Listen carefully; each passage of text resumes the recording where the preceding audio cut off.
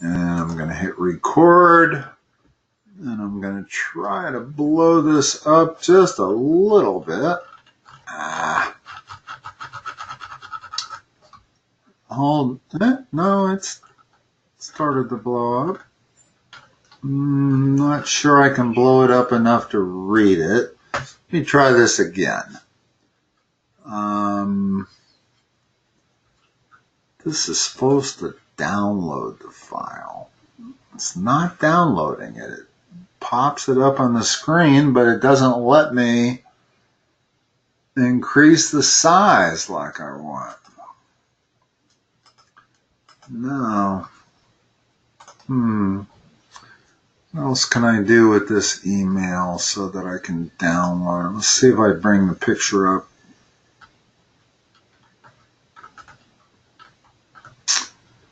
Wow. Is there any way you can take a picture a little closer? Yeah. And so that the page, the yellow page, encloses the entire screen. Okay. And then I think I'll be able to read it. Okay. Try that. I apologize for this. Windows 10 started treating these files differently. The software that I used to be able to use, I could blow it up and rotate it and everything. I can't seem to be able to do that anymore. Yeah. I've got to figure out a way to handle it because it's really starting to affect my business here. All right. I sent you another one. Okay.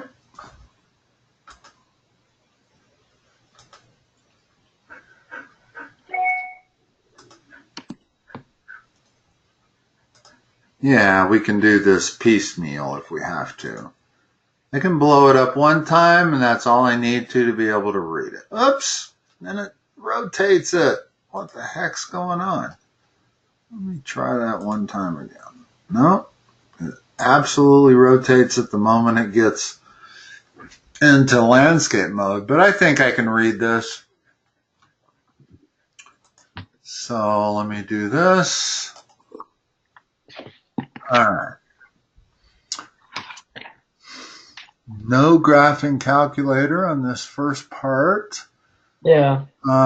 Sketch the graph y equals 2. I tell you what, let me write this out so I make sure I'm getting it. You have that page in front of you, right? Yeah. Let me know if I'm not writing it correctly, because I can barely read it. +4? Yeah. All right.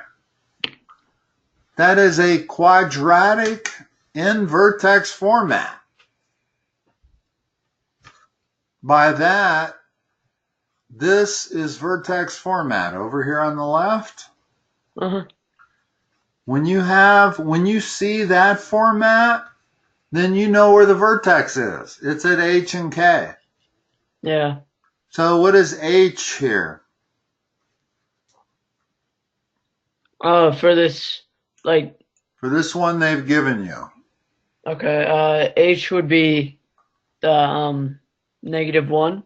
No, look at the format. Look at the general format.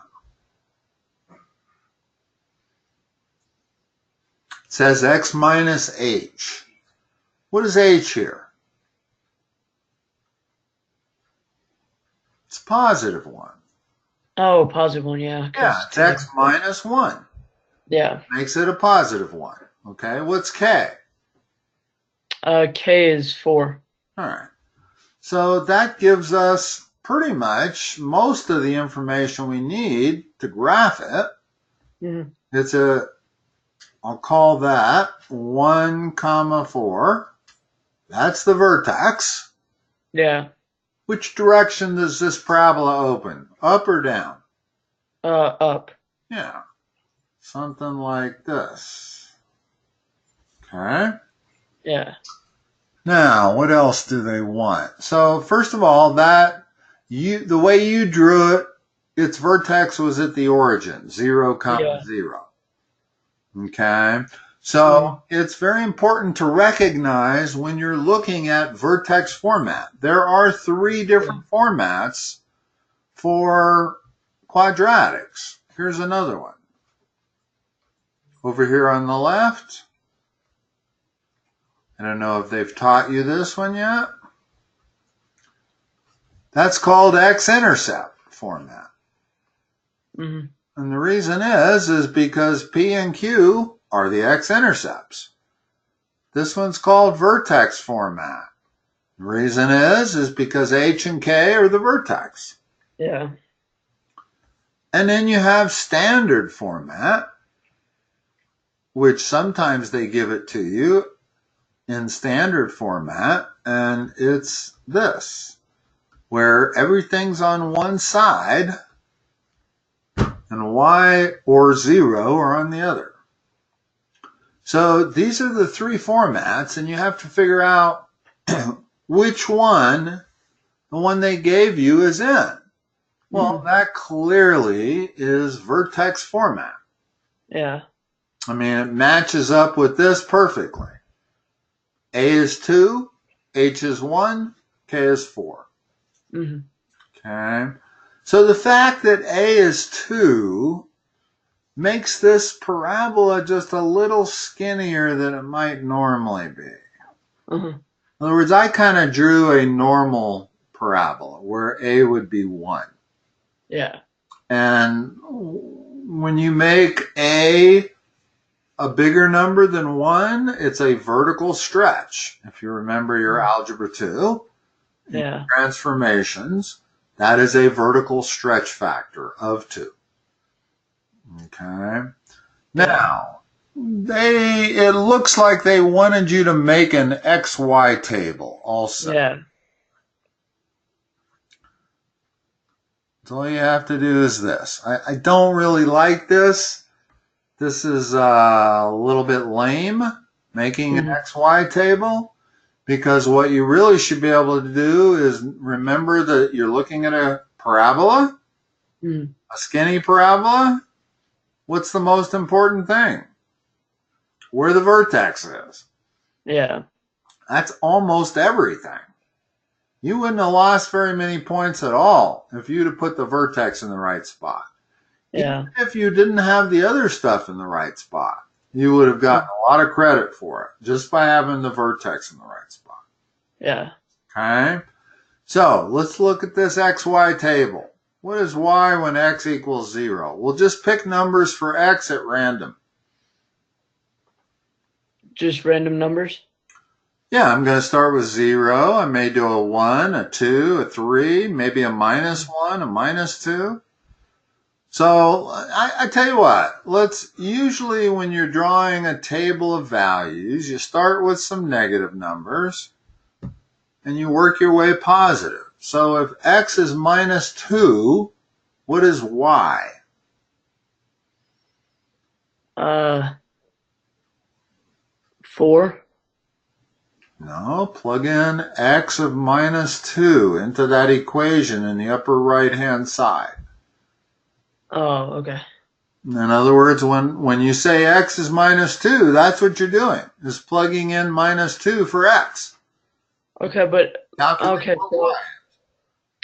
so our teacher gave us the parent formula, I guess, for the table. So she put -2, 4, -1, 1, 0, 0, 1, 1, and 2, 4.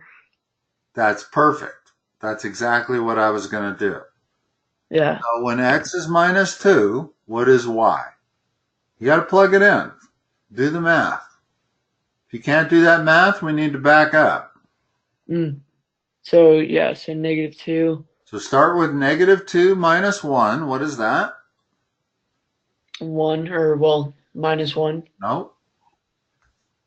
-2 minus 1 is the same as -2 plus a -1. Oh, yeah, 3. -3, sorry. -3, square it. What do you get? 9. Multiply by 2. Multiplied by 2, 18. Add 4. 22. That's what y is when x is minus 2. Okay. And what's the next one she put on there? Negative 1, 1. Uh-huh. Well, we're going to figure out what y is. Yeah. First of all, substitute negative 1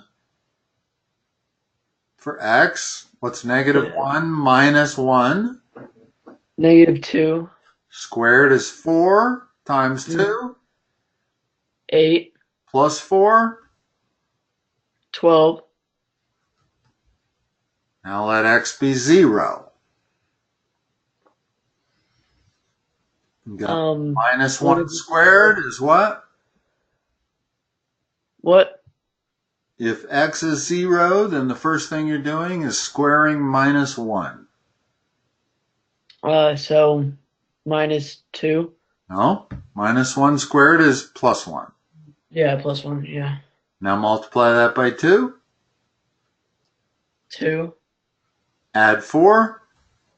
6. Okay. Now let's get at least one positive number in there. Let's make x 1. What is y? Would it just be 4? Huh? And let's get a second positive number. Let's make x 2. What is y? 1, 2, 6. Notice that when x is 0 or 2, y is 6. Yeah. Well, guess what those 2 points are? Right there and right there. That is 0, 6, and that is 2, 6. Mm-hmm.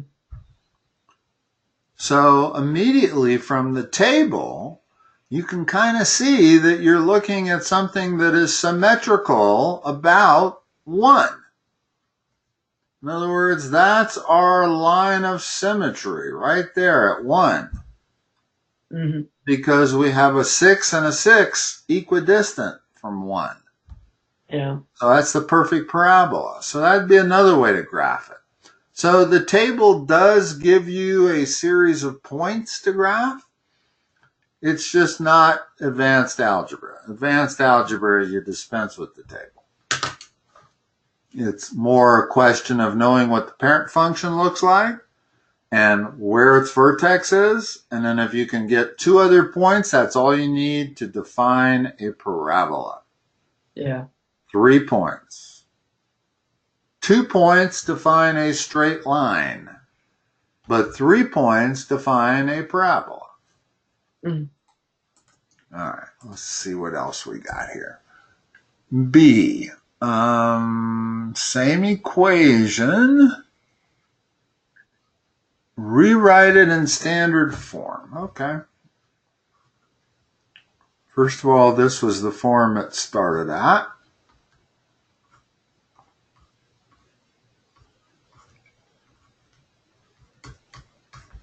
Now, vertex form is this. That's exactly what it's in, is vertex form. Yeah. Standard form is this.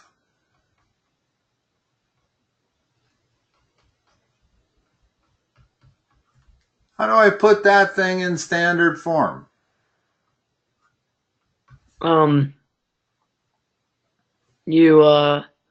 You take the x minus 1 squared and do that. Put it into the Tell 2. What that is. What is x minus 1 squared? In other words, over here on the left, I'm going to do x minus 1 times x minus 1. That's what x minus 1 squared is. So now, it'd be... Oil that. What do you get? You'd get 2x squared. Oh, that times that is x squared. Oh, that's just x squared? We're doing it one step at a time. We're not going to do the whole thing. That 2 is still sitting outside the parentheses. What goes inside the parentheses? Okay, so... In other words, you have to square x minus 1 first before you multiply it by 2. That 2 is not being squared. It's only the x minus 1 that is being squared. Yeah. So let's square that first. What is x minus 1 times x minus 1? So it would be x squared minus 1x minus 2. Well, you almost got it. It's x squared Oh, plus, yeah, minus 1x minus another x plus 1. Notice what FOIL is. Yeah. FOIL is the first. X times x is x squared. X times minus 1 is minus 1x. Minus 1 times x is another minus 1x, so I have total of 2 minus x's. And then minus 1 times minus 1 is plus 1. So what's the next step here? On the right. Then wouldn't you just combine like terms? First, you got to distribute that 2. Oh, yeah, distribute the 2 first, yeah. Do that. What is 2 times that whole thing? So it would be 2x squared minus 4x plus 3. Plus 2. 2 times 1 is 2. Oh, yeah, 2. Sorry. And then do you multiply it by the 4? No, you add it. That's being added. Oh. There's no multiplication sign there. So it's plus 4. 6. Okay, and now one more reduction. Simplify that. What do you get? And this is the answer they want. 2x squared minus 4x plus 6. Yeah, that's the answer they're looking for in part B right there. Okay, you were a little bit off. Yeah. But I imagine the mistake you made was probably when you squared x minus 1. Yeah. You got to make sure you know how to do stuff like that. Yeah. Okay. All right, let's have a look at the next one. Write the exact equation for each graph in transformed or vertex form. Remember to solve for the value of A in each equation to prove its value. All right.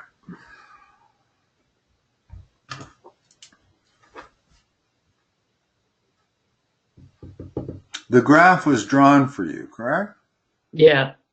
What kind of graph is that? It's a cubic. Yeah. Now, the typical cubic would look like this.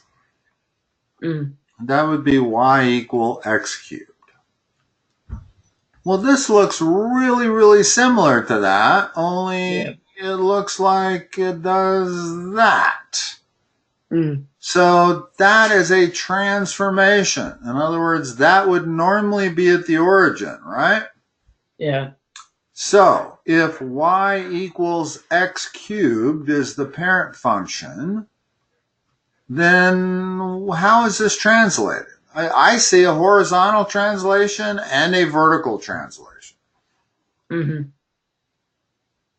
What's the horizontal translation? I don't see any grid on this thing. I guess every grid is 1. Yeah, I guess so. So how many units has it been shifted to the left?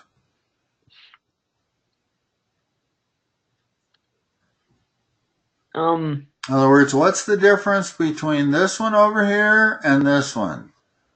It's been shifted to the left by this many units, whatever this many is. How many is that? It looks like 3. Looks like 2 to me. We're gonna, 2. We're going to call it 2. If I erase my ink spot, you can see that that's at minus 2. Yeah. Okay? So that immediately tells us that this is x plus 2 cubed. Mm-hmm. In other words, the transformation is 2 units to the left, and when you're going to the left, you need to use a positive number inside the parentheses. Yeah. Going to the right, it would use x minus 2. Now, there's one more thing that's happening here, at least one. It could also be there could also be a vertical stretch factor. We'll find that out in a moment. I'll put the A right there just for the heck of it. What's the vertical transformation from the origin to the point that they have right there? That one looks like 3. Yeah, it is. So there's our equation. The only thing we don't really know is A. Mm-hmm. We can tell, I mean, this is not called a vertex, but you can tell it's a key point. It's an inflection point on y equal x cubed, right? Mm-hmm. So it's not really hard to track that point to that point. Yeah. That we can do pretty easily, and we've done. What we can't tell is whether it's been vertically stretched or not. Because if I were to take this and vertically stretch it, it might look like this. Well, that's kind of what our thing looks like. So it could have a vertical stretch factor. Question is, how do we tell? Well, there are some points on this curve. So far, I have the equation. The only thing I'm missing is A. So if I know even one point on that curve, besides this inflection point, then I can solve for A and have the exact equation. Now, the point that we're going to use, I'm not sure, this point right here that they've labeled, that is the inflection point. Mm-hmm. Now, unfortunately, if I plug that into my equation, it doesn't let me solve for A. So I need a point other than that inflection point. Any other point will let me solve for A. Mm-hmm. The reason that doesn't do it is because if I substitute 3 for y and minus 2 for x, I get 0 cubed times A. It doesn't let me solve for A. Yeah. So I need another point. But they've given us another point right there. See where I pointed to? Yeah. What is that point? Negative 4, 5. Negative 4, negative 5, maybe? Yeah. Okay. So notice that if we plug that point, every point on that graph has to fit that equation. Mm-hmm. By definition. So if you give me a point on that graph, I can plug it in for y and x, and I can solve for A. They're telling me that when y is minus 5, or actually I should say when x is minus 4, y is minus 5, well, there's one equation and one unknown. I can solve that easily. Mm-hmm. How do you solve that? First of all, can you see what I've circled here? I got a lot of pink on there. That's what I'm circling. Yeah. Solve that for A. Okay, so you do the negative 4 plus 2, so you have negative 2. Okay, cube it.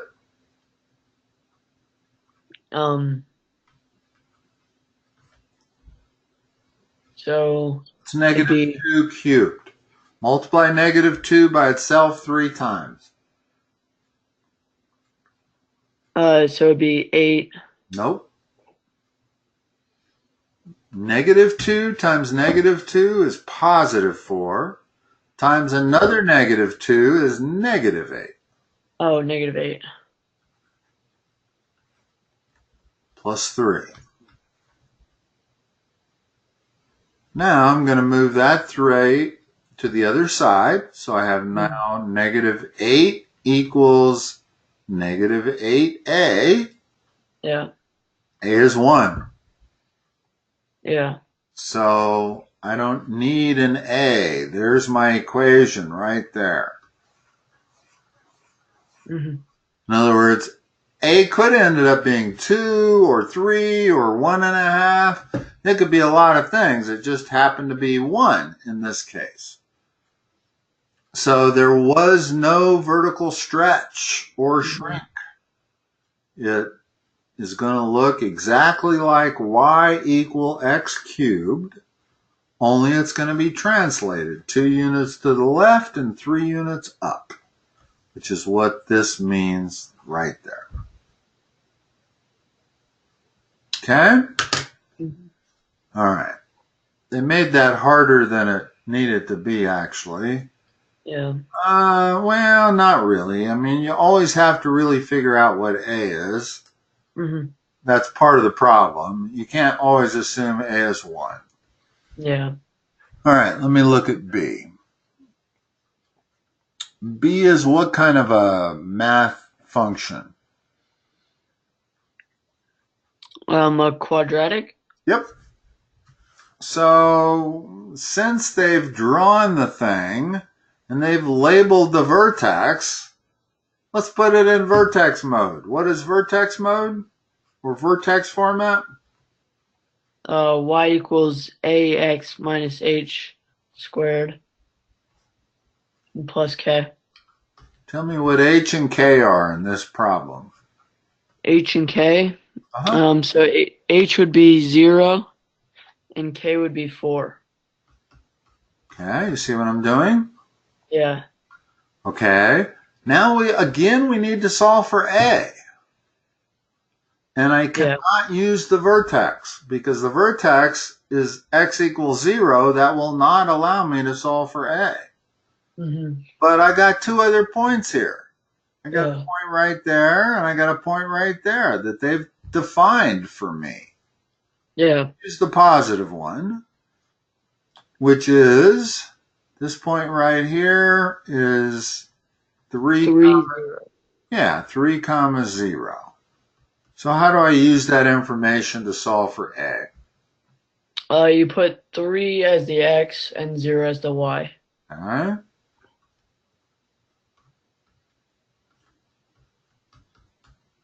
Keep going. Then you just square 3, so 9. Okay, keep and going.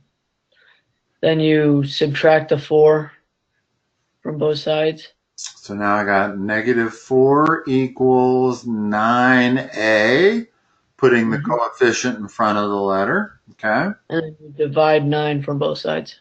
Yeah, so that's what I get for my A. So now give me the equation that they are looking for. So y equals negative 4 over 9 times x squared plus 4. Beautiful. That's exactly the way to do it. Might have to scroll up on this one. No, it's not going to let me scroll up. I don't need to. Let me see if I can read it.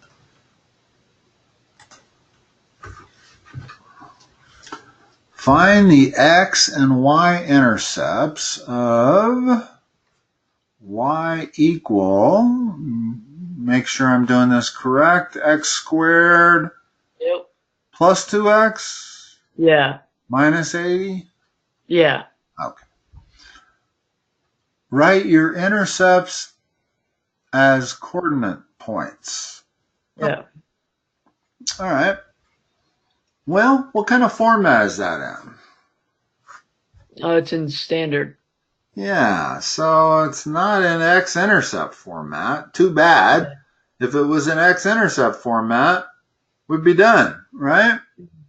Yeah. That's all they want is the Y and the X-Intercepts. Well, they want the Y-intercept. What's the Y-intercept?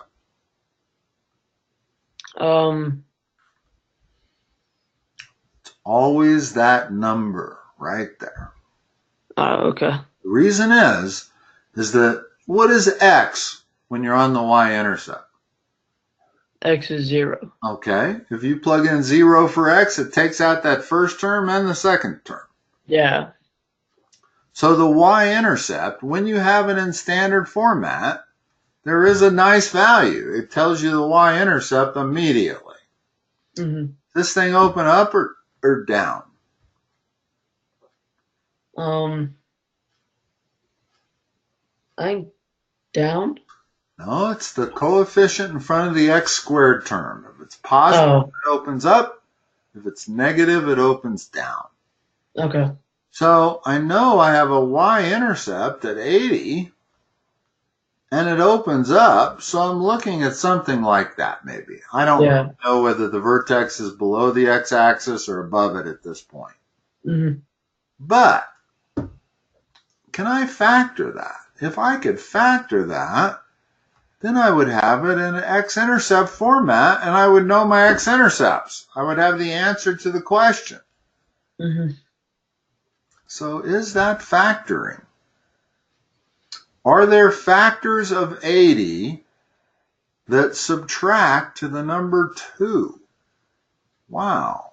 Let's look at all the factors of 80. What's the next factor? 40. And 2. Keep going. 20. And 4. Keep going. 10 and 8. Wow, I just found my factors. Yeah. I wanted factors of 80 that subtract to 2. Mm-hmm. What's both signs? Can you factor this thing for me now? So it'd be a positive 10 and a negative 8. Good. That is intercept format. Mm-hmm. I don't need to do anything else. There actually is an A in front of that. Just like all of the formats, there's an A right there. But it doesn't ask me to draw it. It just wants to know what the intercepts are. Yeah. So what are my intercepts? So y is negative 80, and then x is plus 10 and minus 8. Plus 10. Remember, it's always the opposite of that. Oh, yeah. Negative 10 and plus 8. So negative 10 plus 8 and 80. Okay, so I drew my graph not correctly. First of all, I know that the graph has to go through here and there. Yeah.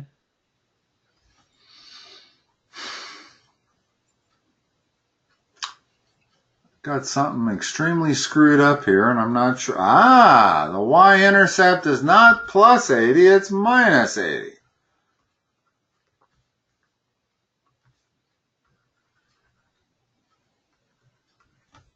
In other words, the y-intercept is always the constant.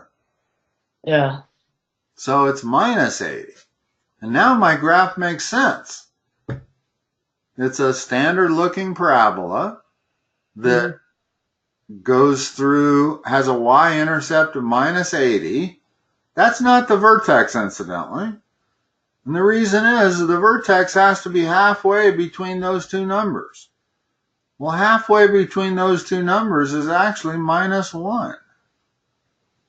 So my line of symmetry is actually not the y-axis, it's the line x equal minus 1. Mm-hmm. But they didn't ask about any of that. They ask only about the x-intercepts. Yeah. So when they're only asking about x-intercepts, really is all you have to do is take standard format and put it into X-intercept format. Yeah. Which is x minus p times x minus q. Notice that every single format is minus when you're dealing with an x in parentheses. It's never plus. It's not x plus h. It's not x plus p. It's not x plus q. Yeah. You will not see an x plus anything until you get to calculus. First time you ever run into it. Yeah. So know that everything that is pre-calculus is x minus stuff. It's x minus h. Well, if that thing is x minus p, then p must be negative 10. Yeah. And q must be 8, positive 8. That matches that and that. Yeah. Okay.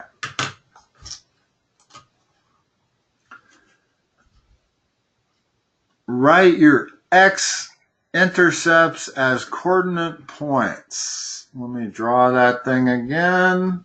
We didn't do that part, but I think I think you're good on this, but yeah. This looks like the last question of the page. So I drew my graph like that. Tell me what that point is and what that point is. So left point was negative 10, 0. Good. And the right point was 8, 0. You got it. And that's all they asked for. Yeah. So once we put it into X-Intercept format, we had our answer immediately. Mm-hmm. They didn't ask us whether this graph looked like this or whether maybe it was wide. In other words, if A was something other than 1, it would be stretched or shrunk vertically. Yeah. But they didn't even ask about A here. So we didn't have to call for it. All right. What else, Matt, you have tonight? You can either send me another page, or if you got something you can verbalize. Some stuff you can verbalize. Like problem number 1A, we could have verbalized it. So I have one. You wanted 5 points on 1A. That's nasty. It's nasty because you don't need 5 points to define a parabola. You only need 3. Mm-hmm. That's like asking you for 4 points on a straight line. You don't need 2 points to find a straight line, 3 points to find a parabola. But every now and then you'll find teachers that they want 5 points. Yeah. It's okay. I mean, we can do it, but it's a little silly. So I'm just going to send you a picture of this one because I don't know if we can really verbalize it. Okay.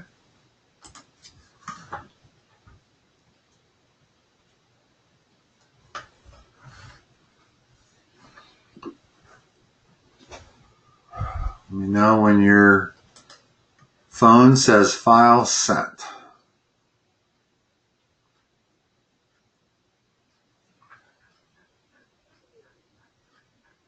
All right, it said it.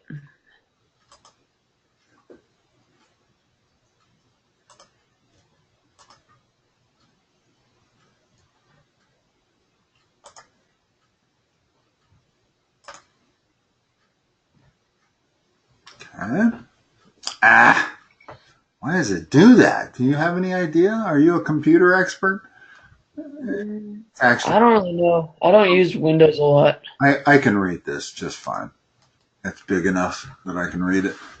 Yeah. So, for the equation, give the locator point h dot comma k and the equation of any asymptotes, and then draw the graph. All right. This is kind of a whole nother subject, but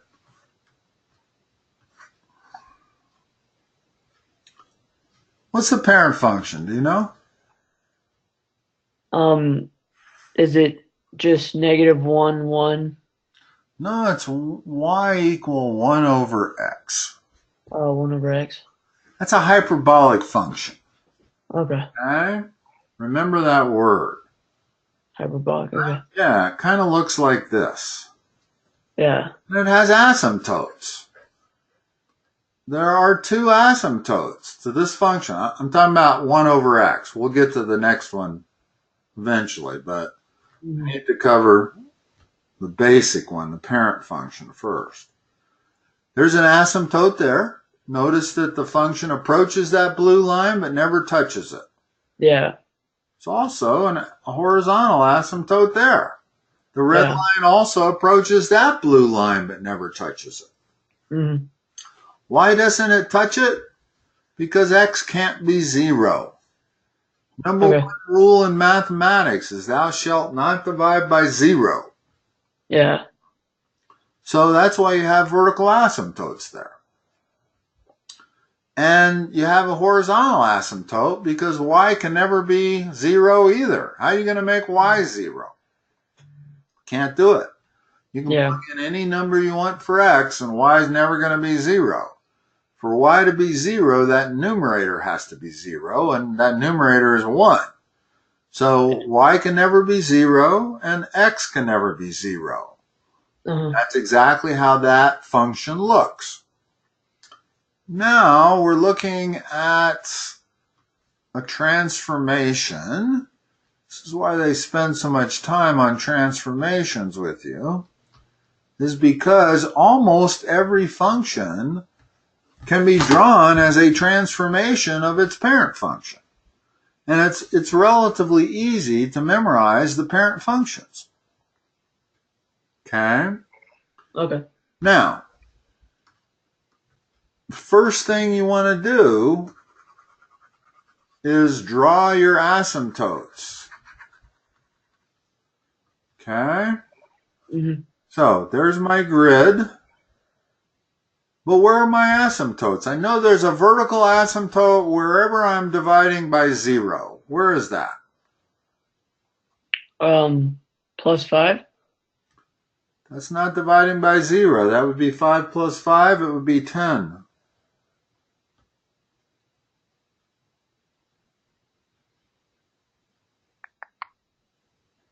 About -5. Notice that when x is -5, the denominator is 0. Oh, yeah. Okay, so there's one asymptote, and that's the way I start these off. I don't draw the parent function, I draw the asymptotes. Now, where is the horizontal asymptote?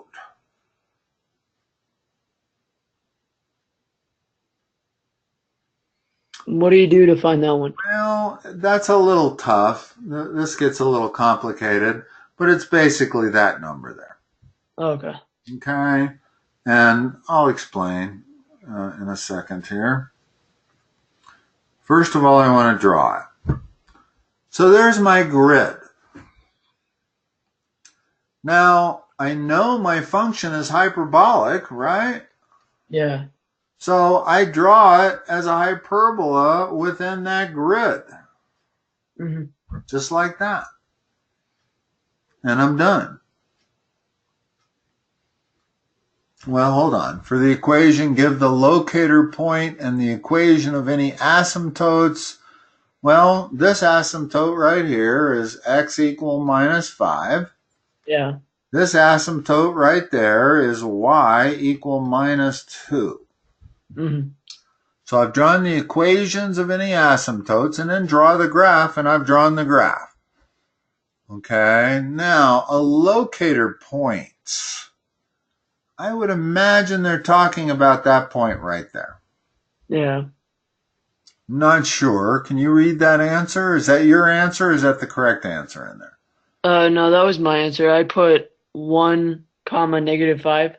Well, I'm guessing that it's -5, -2. Yeah. In other words, I can only guess that that would be the locator point for the parent function at the origin. Yeah. What have I had to do? I've had to move it left 5 units and down 2 units. Yeah. So I would assume the locator point is -5, -2. I might be wrong there. I'm not 100% sure what they mean by a locator point, but I can't imagine any other point that could possibly be defined as a locator point here. In other words, when you're talking about this parent function, the locator point is the origin. Yeah. So it's how I've moved the origin. And Okay. looks like you came close.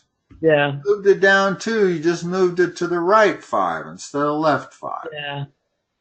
Well, the way you figure that out is you take that, and you know that you cannot divide by 0, so let's set that equal to 0. That means that's what causes division by 0. Yeah. That means that is your locator point. That's your vertical asymptote. Yeah. That really is the number 1 rule of mathematics. If you go onto Google and you type in 10 commandments of mathematics, it'll give you 15 different lists, and every single one of those lists, the number 1 commandment, thou shalt not divide by 0. Yeah. So never forget that. You just can't do it. Okay. Okay? Mm-hmm. All right.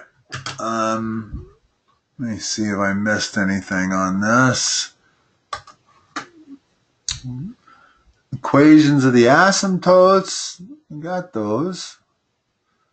They wanted an XY table also. No, it doesn't say XY table. Well, good. They shouldn't want one. Yeah. First of all, that's not the proper way to draw the graph, is with an XY table. It's one way to draw the graph. Yeah. Make a bunch of points and then connect the points, but you don't always know how to connect the points, right? In other words, if I gave you an XY graph like this, and I had a point there, and a point there, and a point there, if I don't know that's a hyperbola, how do I not connect the graph like that? I don't know how to connect the dots. So an XY table kind of sucks for a way to actually graph something. What works a lot better is to know the parent function, which is y equal 1 over x, and how to graph it. Now, there are only about 9 parent functions. If that, I'll draw them for you. Y equal x, straight line. Yeah. Y equal x squared, parabola. Y equal x cubed, cubic function. Y equals square root of x. That looks like this. Mm-hmm. Y equal log of x.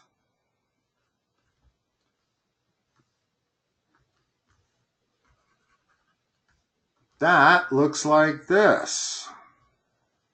It's a lot like the square root function, only it has an asymptote. It's asymptotic to the y-axis. Mm-hmm. In other words, it can't even be 0. That can be 0. X can be 0, but this x cannot be. Okay. Okay. Another primary elementary function is y equals sine of x. That looks like this. Okay. And so you want to remember or memorize your elementary functions. That is a great starting spot for math. Because every other function you can think of is merely a transformation of this. If I give you y equal x minus 3 cubed times a 4 minus 5, that's the same as y equal x cubed, only it has a stretch factor of 4, has a transformation to the right of 3, and it has a vertical transformation, shift, down 5. Yeah. So every function becomes a transformation of one of these elementary functions. Mm-hmm. So that's why it's important to learn your elementary functions. Like I said, there's not more than 10 of them.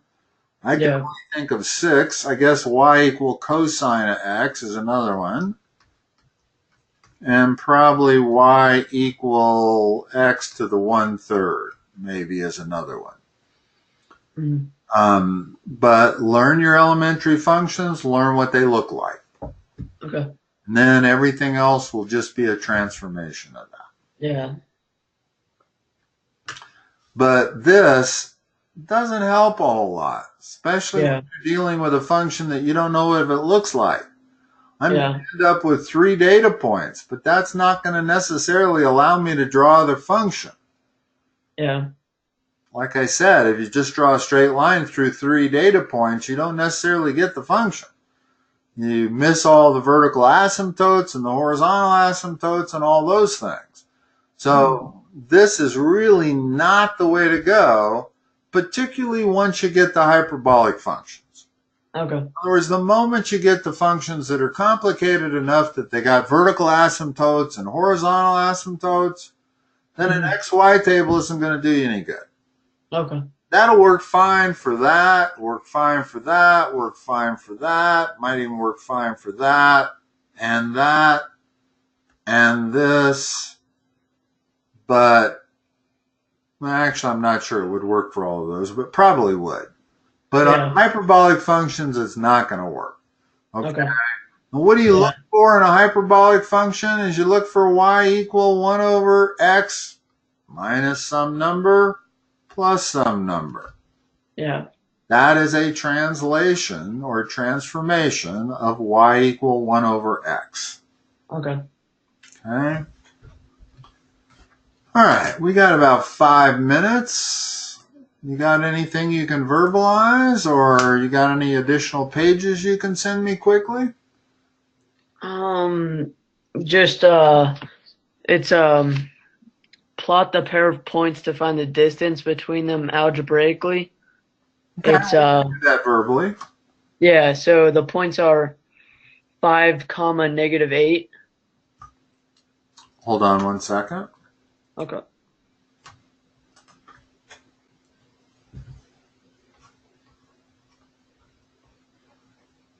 Okay. And -3, 1.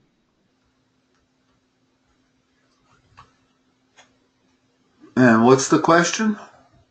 Find the distance between them algebraically. Okay. What's the distance formula? Is it x1 plus x2 squared plus y1? Close. x1 minus x2 squared. Oh, okay. Plus y1 minus y2 squared. Okay. And you can actually reverse these and make it x2 minus x1. Because you're going to square it anyway. So it doesn't matter whether it comes out positive or negative. It comes out to be the same number no matter what order you do these in. Yeah. So that's the distance formula. So if we're going to do this algebraically, let's plug it in. Give me x1. 5. x2. 3. 3. Don't drop a negative sign. Yeah. Minus 3. If you drop that negative sign, you're getting the wrong answer. Yeah. You cannot ever drop negative signs. Okay. What's y1? Y1 is -8. Minus 1. Now we just have to solve that. Yeah. Well, work from the inside out. What's first of all that? Because we need to square that entire quantity. So would it be 2? No. 5 minus a minus 3. 5 minus a minus 3. That's the same as 5 plus a plus 3. Oh, okay. 8. Yeah. 8 squared is 64. Plus, what's that? -9. Good. Square. And then 84. 81. 81, yeah. Remember when you're multiplying a number by 9, the answer, the digits have to add to 9. I don't know if you do that rule of 9s or not. But 84, the 2 digits don't add to 9, so that can't be the right answer. Whereas 81, they do. They add to 9. Multiply 9 times 7, you get 63. 6 and 3 add to 9. Yeah. Okay. So this is the square root of 125. How can I simplify that? What is the square root of 125 equal to? Not a decimal answer, but a radical answer. By radical, I mean keep the radical sign. Well, wouldn't it just be that? No, the way you can simplify these is if there is a factor of 125 that is a perfect square number. Mm-hmm. You see why that's true? Oh, yeah. Which makes the answer 5 root 5. Okay. That is the answer. You would lose points on that because you haven't simplified it. Okay. It's like a fraction. You can't ever give this as an answer. You got to give it as 3/4. Yeah. Okay. Well, same thing with radical numbers. The only way it's ever simplifiable is if there's a factor of that that's a perfect square number. In other words, this is not simplifiable. Yeah. That's square root of 5 times square root of 2. Neither one of those is a perfect square number. That's not the answer. That's always the answer. So you only simplify it if you can pull a whole number out like I was able to. Yeah. The only reason I could is because 25 was one of the factors of 125. Mm-hmm. All right, Matt, I will let you go. Hopefully I've been of a little help. Yeah, you have. And I will talk to you next time. Thank you. You're welcome. Bye-bye.